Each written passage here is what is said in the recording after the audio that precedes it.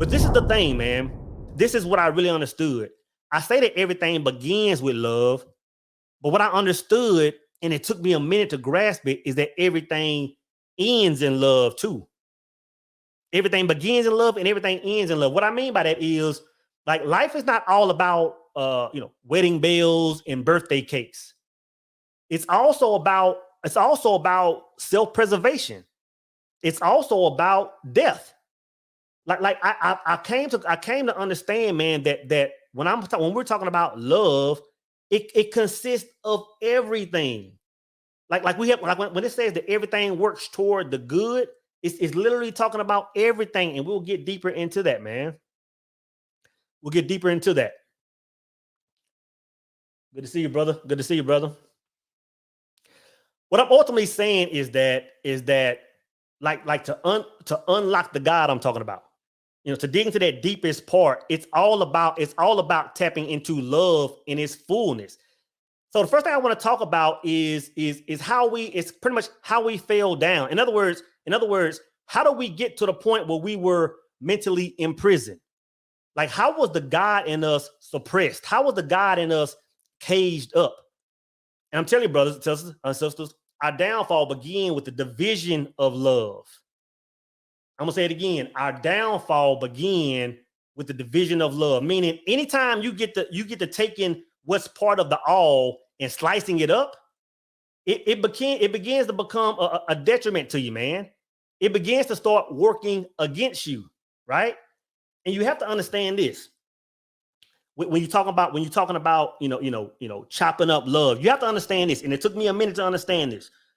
Our entire purpose of being here is to find our way back to that love. Well, I'm gonna say this again. Our entire reason of being here, because think about it. A second ago, I said God is love. Our entire existence of being here is to find our way back to that whole, back to that oneness. That's our entire purpose. Entire purpose. Now, let me pause. Like it's good to have fun on this world. It's good to manifest things. Like that's part of the progress, part of the process. It's good to have big homes and nice cars and cute women and handsome men in your life and all the trinkets and the vacation. But that's part of it. Never think the soul is talking down on that stuff. But our ultimate purpose is finding our way back to that one. It's finding our way back to that one.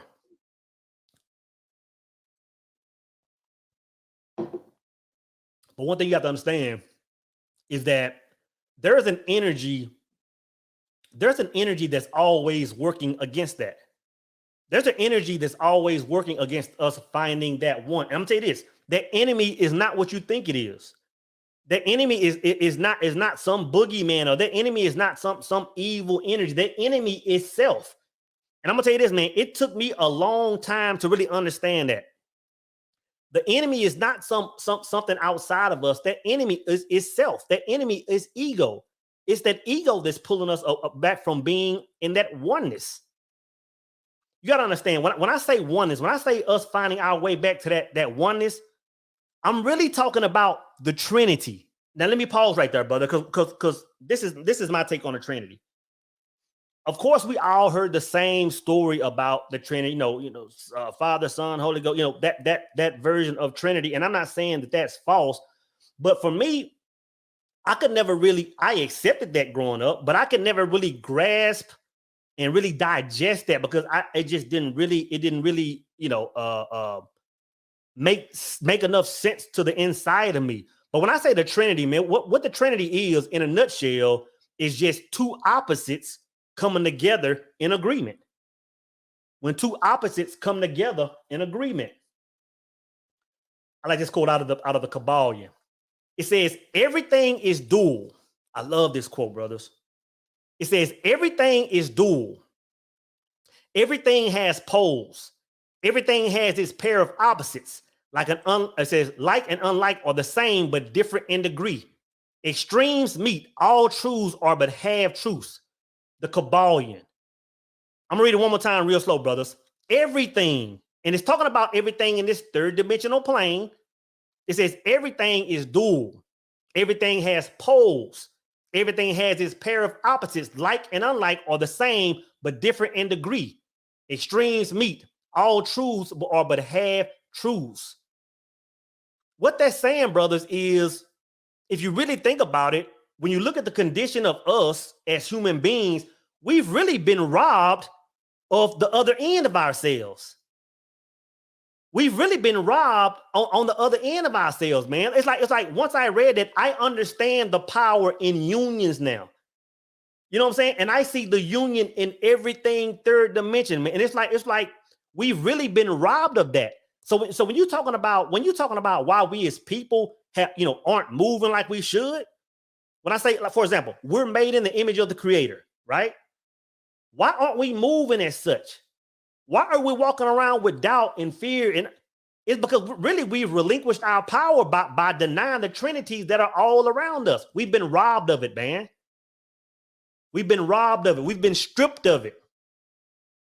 The first example is the division between men and women. One of three. The division between men and women. I'm gonna tell you this, brothers, sisters. I was really sleeping on this.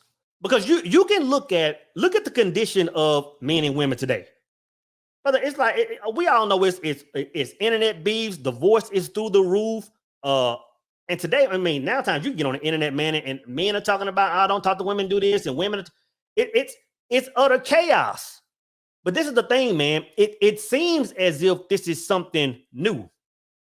It seems as if it's something new, but it's not new, brother. This had to be in place as far back as we can remember, because you gotta understand the origins of this, man. Think about this, brothers.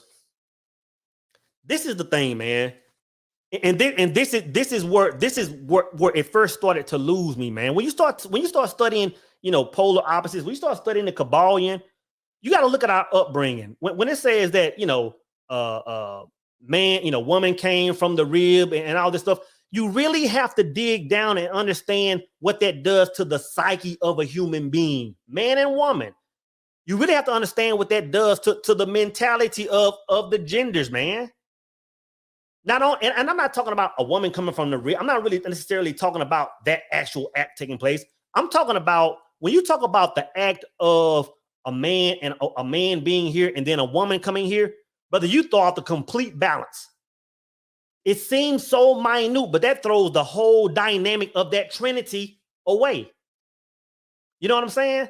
First off, it's impossible in the third plane. It's impossible in the third dimension. And when I say third dimension, I'm talking about this world, the place of length, width, height, space, time. It's impossible. In other words, it violates the laws. Let me not say impossible. It violates the laws. You know what I'm saying? In other words, man couldn't have existed without woman, right? It couldn't have been because what would you have even call a man? I'm gonna go back to this again.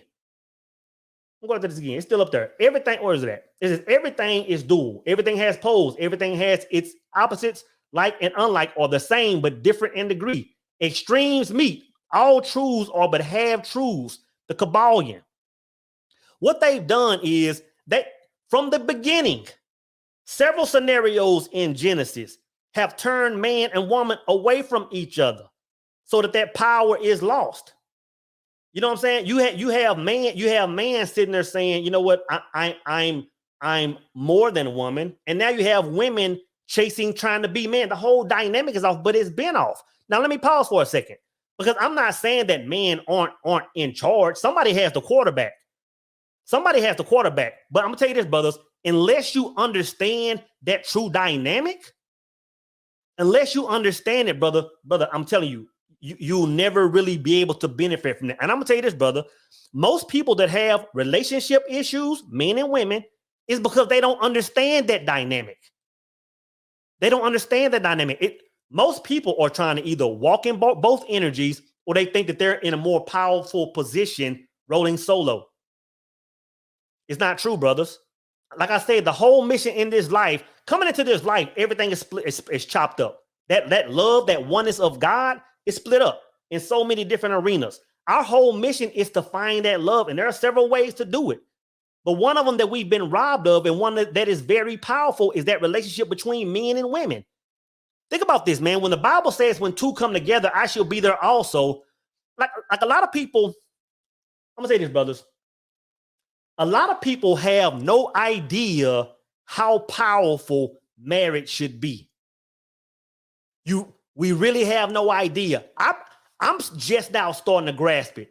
At 40 something years old, I'm just now starting to understand that, you know what? Marriage is a whole different monster than I thought it was. Brother, people that are married should dang be walking around this planet levitating. Now, it's good, man. I know, and this is the thing, man. We follow in this world, man. The thing is, okay, all of us brothers, all of us want the woman that with the perfect body and the perfect hair and the perfect, the body right. Every sister wants a man that's handsome and got the bag and all this stuff. Yeah, we like those things. That's part of our ego. But on a real level, the majority of people have no idea what marriage is. And I've said this before. The far majority of people shouldn't be married. Like if you marry somebody just because they look good on the gram, if you married to somebody just because he making the six figures or he's a millionaire, nothing's wrong with that. Nothing's wrong with those things. That's that ego kicking in, right? But if your foundation isn't to see God, you get married for the wrong reasons. I'm gonna tell you one thing that we've been robbed of from our walking in our godness. One thing that's suppressed that God in us is not understanding the relationship between men and women. And this is my thing. I hear people talking about it now. Like I can cut on a channel, man, and hear men talking about, oh man, women did this. And brother, to me, it makes no sense anymore. And I'm saying it from a place of, I used to be a brother that did it. I used to have those conversations, man. Like, why are women doing this? Once I found that God self within myself, which I'll talk about that in a second, everything made sense. I can look at a woman now and understand her purpose. And matter of fact, and don't even want to entertain a woman that isn't in that God energy. I was just talking about this a few weeks ago. We had a lecture in the Power Circle, and I was talking about like that God energy, that God essence that's within us.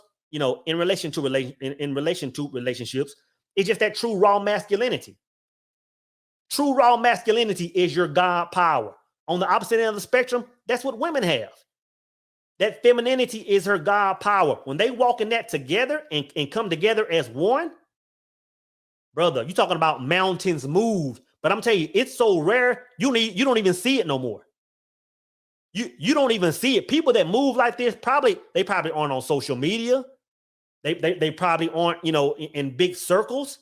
They move in silent. You might see a few of them. I'm telling you, very few people move that. So that's just one way of how that's been suppressed in us.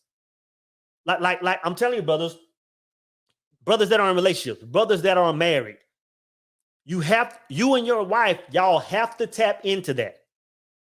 Y'all have to allow yourselves to go to each end of the spectrum. Let me read that again. It's still up there.